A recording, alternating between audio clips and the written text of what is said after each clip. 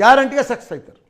Time waste చేయొద్దు, డబ్బులు waste చేయొద్దు. డబ్బులు ఉన్నాయి అనుకోండి, ఫర్ ఎగ్జాంపుల్ దేని మీద ఇన్వెస్ట్ చేయాలి?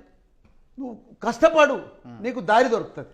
నువ్వు ఇంట్లో కూర్చొని 50-50 ఆలోచన చేసుకుంటా దీని మీద పెడతానా, అది వస్తుందా, ఇది లాస్ అయితే ఎట్లా, ఇది మునిగిపోతే ఎట్లా అంటే బిజినెస్ చేస్తున్నప్పుడు నష్టాలు కూడా వస్తాయి, భరించుకోవాలి, మళ్ళా అప్గ్రేడ్ కావాలి, ప్లాన్ చేసుకోవాలి. ఆడ నష్టమైందో ఆడ. ఇప్పుడు మొన్న ఎలక్షన్లో నిలబడ్డాం, మా అల్లుడు ఓడిపోయాడు. ఇప్పుడు ప్లాన్ చేసుకున్నాం ఎట్లా ఓడిపోయినామని. ఇప్పుడు ఈ మున్సిపల్ ఎలక్షన్లలో ప్లాన్ చేసుకున్నాం, ఒక్క సీటు కూడా పోవద్దని. ఎందుకంటే మొన్న మా ఎక్స్పీరియన్స్ వచ్చింది కదా, ఎంపీ ఎలక్షన్ ఓడిపోయి. అట్లా నష్టం జరిగితే కూడా బిజినెస్లో మళ్ళీ ఎట్లా ఏడ నష్టం వచ్చింది, దేంతో నష్టం వచ్చింది, ఎందుకు నష్టం వచ్చిందని మనం బేరూజ్ చేసుకుంటే గ్యారంటీగా సక్సెస్ అవుతాం. సో మీ సక్సెస్ సీక్రెట్ అదే అంటారు? అంతే కదా, పని చేసుకుంటూ పోవాలి. నువ్వు పని చేయకుండా ప్లానింగ్తో ఉండాలి. పని కూడా ప్రపంచంలో ఉన్న డెవలప్ అయిన కంట్రీస్ అన్నీ నువ్వు చూడు, అబ్జర్వ్ చేయి. అందరు కష్టపడితేనే, హార్డ్ వర్క్ చేస్తేనే డెవలప్ అయినాయి ఆ కంట్రీస్ అన్నీ. నువ్వు ఆషామాషి 50-50లో ఏదో పని చేయకుండా డెవలప్ అయ్యి చైనా చూడు. ఇప్పుడు 30 సంవత్సరాల కింద మనది నంబర్ 1, మన ముంగట వాళ్ళు గరీబోళ్ళు ఉంటారు. కానీ ఇప్పుడు ప్రపంచంలోనే వాళ్ళు నంబర్ 1 దూసుకుపోయారు. ఎందుకు దూసుకుపోయారు? ప్రతి ఒక్కరు లేడీస్ పని చేస్తారు ఆడ.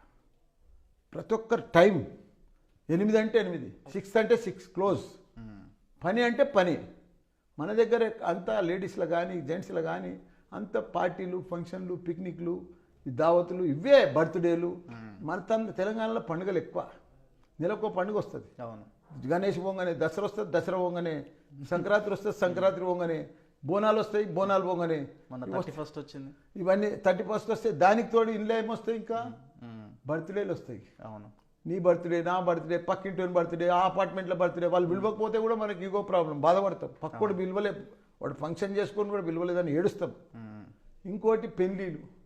ఒక్క పెళ్ళి అయితే నీకు ఎంగేజ్మెంటు, పెళ్ళి, రిసెప్షన్.